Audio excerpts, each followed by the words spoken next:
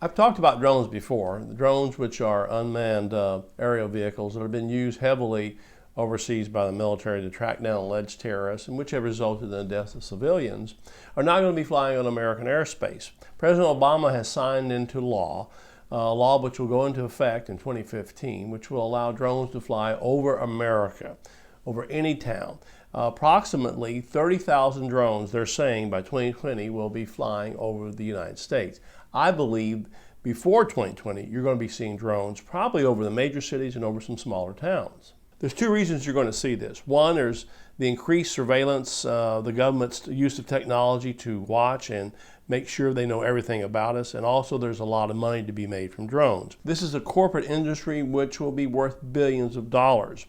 And of course, with every egregious government policy, there are politicians who stand to make a lot of money off of drones flying over America. In fact, there are 53 members of the House of Representatives alone that are part of a drone caucus that receive money from the drone corporations. While the threat these drones pose to privacy is unprecedented, they're being unleashed on the American populace before any real protocols to protect our privacy rights have been put in place, and in such a way as to completely alter the landscape of our lives and freedoms.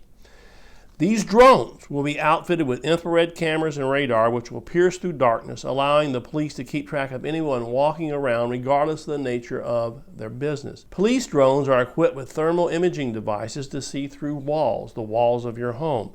So there is absolutely no place to hide from these machines, again, even in your own home. Drones will also be outfitted with crowd control weapons. Vanguard Defense Industries has confirmed that its Shadowhawk drone, which is already being sold to law enforcement agencies across America, will be outfitted with lethal weapons, including a grenade launcher, a shotgun, and other weapons of compliance, such as tear gas and rubber buckshot. This sends a chilling message to anyone who wants to protest against the government, to use their free speech rights to get out in the streets, maybe to raise a ruckus or to peacefully assemble as our Constitution allows us and petition the government for a redress of grievances.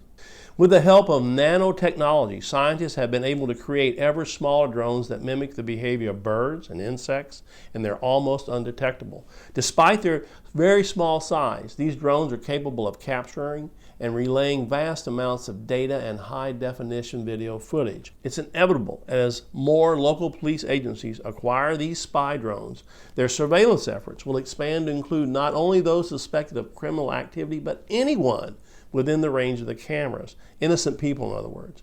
What this really means in many ways is that the protections we have in our Fourth Amendment against unreasonable searches and seizures, which guarantees us that if the government's going to be watching us or surveying us, they have to have some reasonable evidence we're up to some kind of illegal activity. That's going to be gone now, folks. The government is going to be recording everything we do, even in the comfort of our homes. Incredibly, if you're in your house eating, having sex with your wife, using the bathroom, they're going to know these things. In other words, we're living in what I would call a super spy state. The point is that with 56 government agencies now authorized to use drones, including 22 law enforcement agencies and 24 universities, the drones are not going to go away. Included among the institutions authorized to fly drones are police departments in Arkansas, Utah, and Florida, as well as Virginia Tech and the University of North Dakota. Indeed, the University of North Dakota even has a degree program in unmanned vehicle flight with 78 majors. What does all this mean?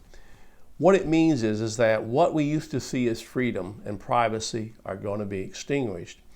I think we have to be very alert. We have to protest. We have to demand from our congressmen that they alert us to these things, that they provide strict protections to protect our privacy. If not, privacy as we have known it in the past is going to be lost, folks.